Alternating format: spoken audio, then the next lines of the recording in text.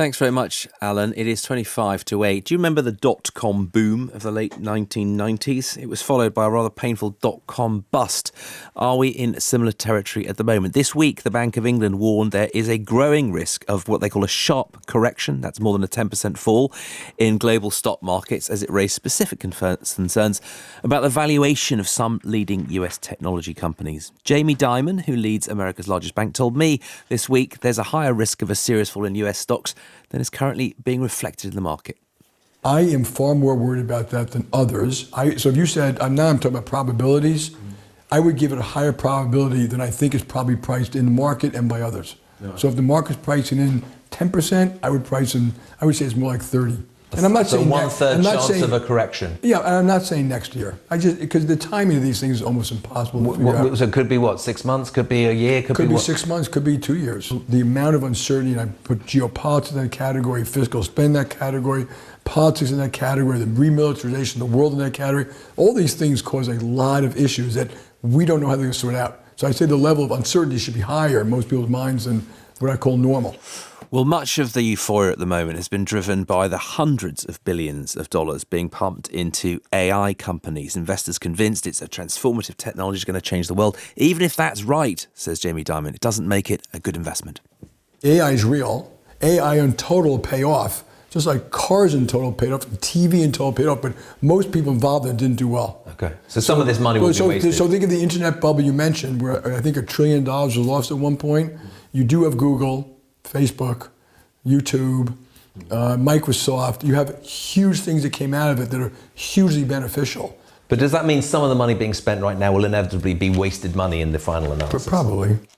Well, Sir Howard Davis is the former chairman of NatWest Group, former director of the London School of Economics, and seen some booms and busts in his time and joins us now. So Howard, does this feel like a bubble to you? Is it shades of the late 90s here?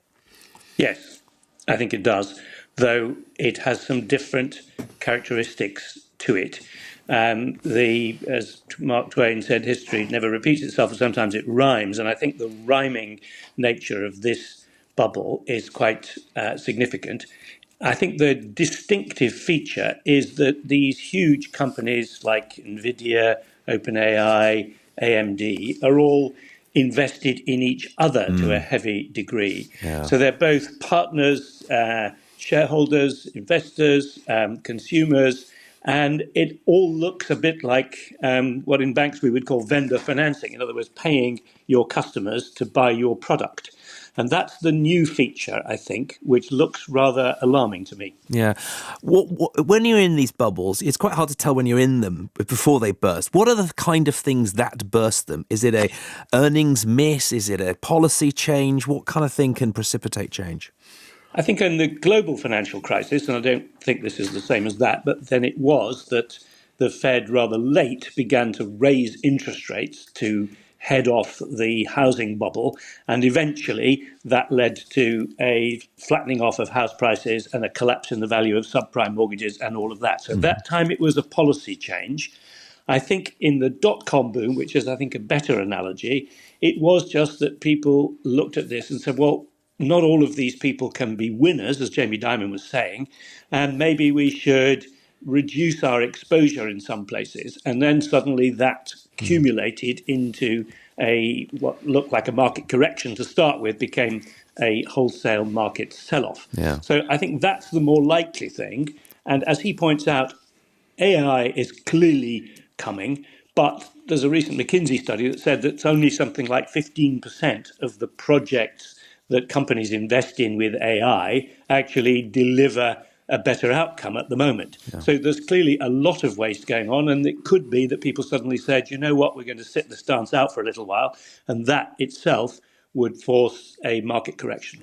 Does it matter for most people, for the wider economy? I mean, a lot of people see all these hundreds of billions being sprayed around, some in the UK's direction, by the way, in their recent Trump's recent state visit. There were lots of money being showered on the UK to the great delight of Keir Starmer and Rachel Reeves. Does it matter? Well, I think it matters depending on where the losses occur. I mean, if it's wealthy investors, huge hedge funds, etc., taking a punt on AI which doesn't come off, we'll all live with that. I mean, some wealthy people, wealthy investors will lose money, but that won't be the end of the world. The issue is whether there is too much credit being extended through the banking system to these companies, such that the banks and then their customers would suffer if there was a market collapse. That's the thing I think that the central banks have got to be very, very wary of. And it's good, in fact, to see that the Financial Policy Committee of the Bank of England is looking hard at this and looking at whether there are risks to the broader economy. It's interesting, isn't it? We're talking about when Jamie Dimon talked about, well, the railroads were real, cars are real, TV was real. If you think about the railroad tycoons of the sort of 19th century, railroad building, they left lasting infrastructure. Just one wonders whether a bunch of chips in a data center has quite the legacy, because these things get outdated quite quickly.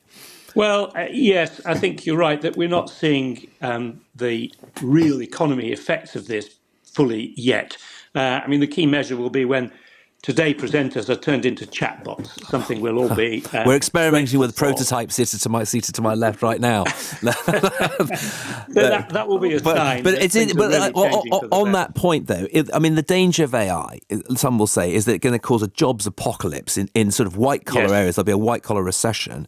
And at that point, you've got a real problem. And, you're not going to have enough workers to tax. You're going to have public finances in a mess. There are some pretty fundamental questions that it begs. Yes, the tax one I think is not the one that would focus my mind particularly, because I mean, if the company profits are increased very sharply as a result of this, increased productivity and reduced labour costs, then you'll have to find a way of taxing those profits. So the tax system will have to adapt. I don't yet see a jobs apocalypse on the horizon, though there are some early signs that the number of graduate jobs available is going down. But I think it's a bit too soon to call that. All right. OK. Well, I'm going to say thanks very much to our very much carbon, not silicon-based Sir Howard Davis, and hand over to my very human co-presenter. 17 minutes to 8 is the time.